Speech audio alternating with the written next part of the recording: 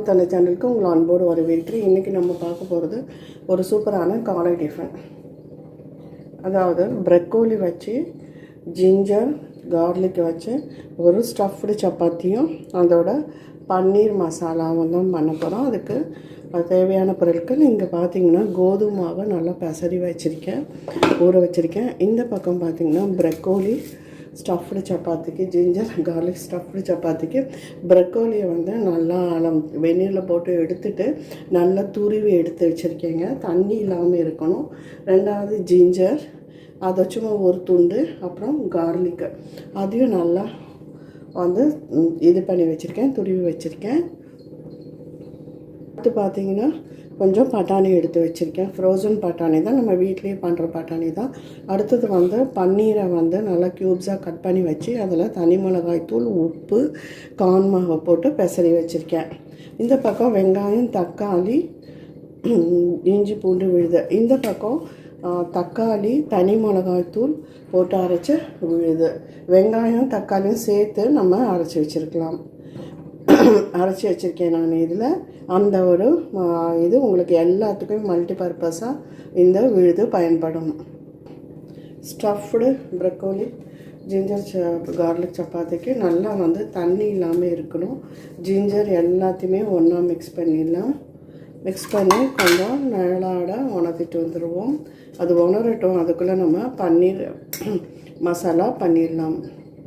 இது உணரட்டும் பார்ப்போம். இந்த பக்கம் பார்த்திங்கன்னா ஒரு கடாய் வச்சுருக்கேன். இதில் நம்ம பன்னீரை பொரிச்சு எடுத்துக்கலாம். நான் அதை எண்ணெய் சேர்த்துருக்கேன். பன்னீர் எல்லாத்தையுமே நம்ம பொரிச்சு எடுத்துருவோம்.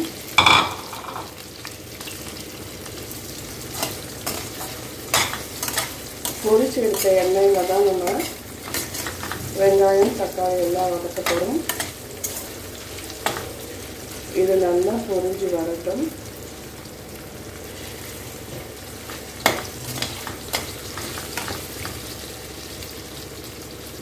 பன்னீர் எல்லாம் பார்த்திங்கன்னா நல்லா பொரிஞ்சு வந்துருக்கு. இப்போ இதை எடுத்துடலாம். இப்போ பார்த்திங்கன்னா இதே எண்ணெயில் கொஞ்சம் சோம்பு, வெங்காயம்,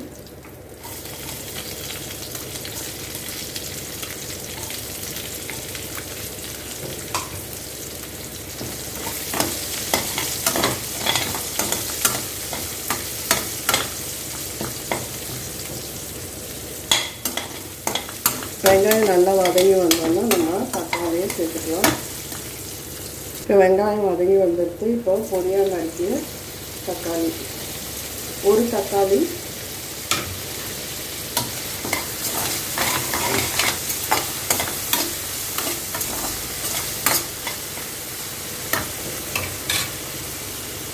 உப்பு சேர்த்து வதக்கணும்னா சீக்கிரம் வதங்கிடும். எல்லாத்துக்கும் எதுவும்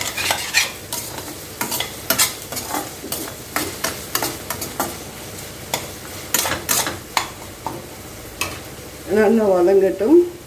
இப்போ பாருங்கள் தக்காளி நல்லா வதங்கிட்டு. இப்போ இந்த ஸ்டேஜில்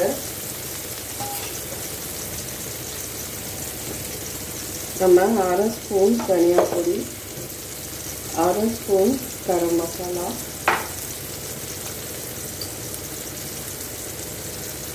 இஞ்சி பூண்டு பேஸ்ட்டு 1 ஸ்பூன்,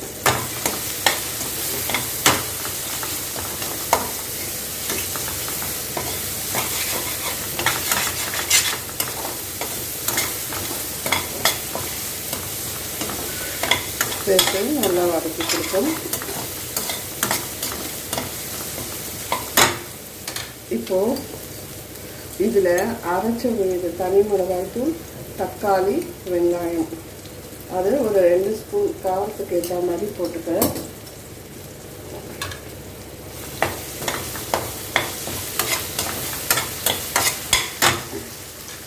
இப்போ பார்த்தீங்கன்னா ஃப்ரோசன் பட்டாணி அதையும் சேர்த்துக்கிறேன்.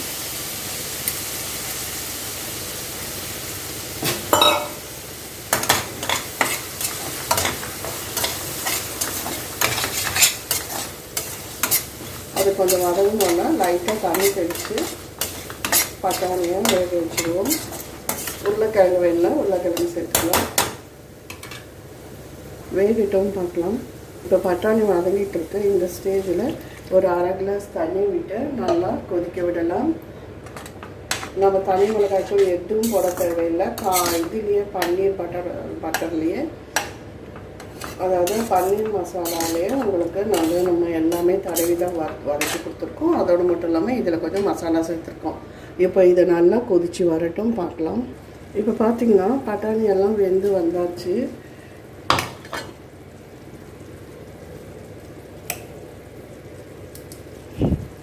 இப்போது இந்த ஸ்டேஜில் நம்ம வறுத்து வச்சுருக்க பன்னீரை சேர்த்துடலாம்.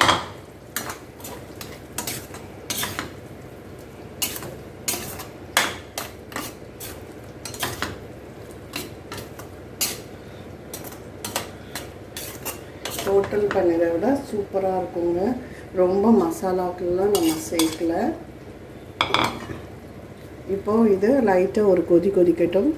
இப்போ சூப்பராக பன்னீர் மசாலா ரெடி ஆகிடுது. இப்போ இதை மாற்றிக்கிட்டு நம்ம சப்பாத்தி போட்டுடலாம். ஸ்டஃப்டு சப்பாத்தி போட்டுடலாம். பாருங்கள், இப்போ சப்பாத்தியை நல்லா மெல்லிசாக திரட்டிக்கோங்க.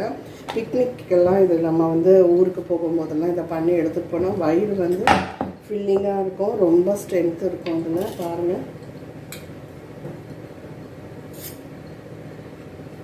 Broccoli, ginger, garlic. இப்போது இது எவ்வளோ வேணுமோ அதை உள்ள ஸ்டஃப் பண்ணிக்கோங்க. ஸ்டஃப் பண்ணிவிட்டு பழையபடி இதை நல்லா பால் மாதிரி உருட்டி எடுத்துக்கோங்க.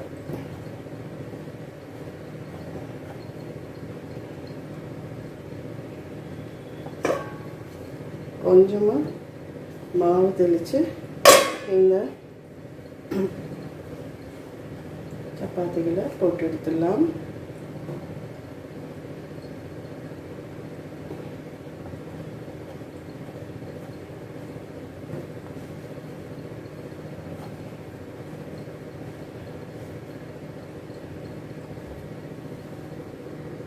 நம்ம போட்ட ஸ்டஃபிங் வெளியில் வராமல் இந்த பக்கமும் அந்த பக்கமும் நல்லா பார்த்து மெதுவாக தேய்ச்சி விடுங்க.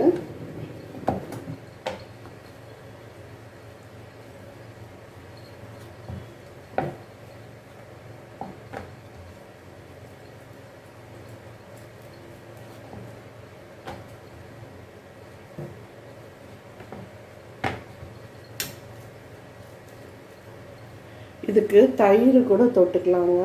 பாருங்கள், இந்த மாதிரி தேய்ச்சி எடுத்துக்கோங்க. பாருங்கள், அடுத்ததும் தேய்ச்சி எடுத்தாச்சு. இதே மாதிரி தேய்ச்சி நம்ம போட வேண்டியதுதான். பாருங்கள், தவாவில் சேர்த்துருக்கேன். இந்த பக்கம் திருப்பி போட்டாச்சு.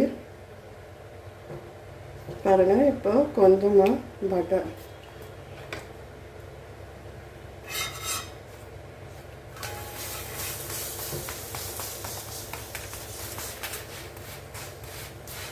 நல்ல கமகமன் கார்லிக்கும் அந்த ஜிஞ்சர் வாசனை நல்ல கமகமன் வருதுங்க. ரெண்டாவது இதை சுட்டு எடுத்துட்டு மேலே நல்லா நெய்யோ இல்லை பட்டரை தடவி விட்டு பேக் பண்ணுங்க. காய்கறி சாப்பிடாத குழந்தைங்களுக்கு இந்த மாதிரி ப்ரக்கோலியை பண்ணி கொடுக்கலாம். இப்போ இது வேகட்டும் பார்ப்போம். பாருங்கள், இது வெந்து வந்தாச்சு. அடுத்த சப்பாத்தி போட்டுக்கலாம்.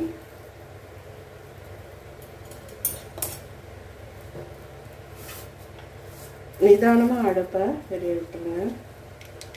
கொஞ்சம் பட்டரை அப்படி இல்லைன்னா நெய் தடவிக்கோங்க. நல்லாயிருக்கும் அது தடவும் போது. பாருங்கள், வெண்ணெய் நல்லா வழுக்கிட்டு போகுது.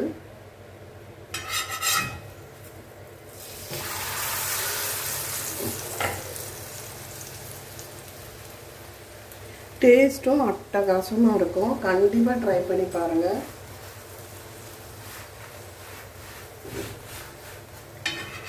Broccoli, ginger, garlic stuffed chapati.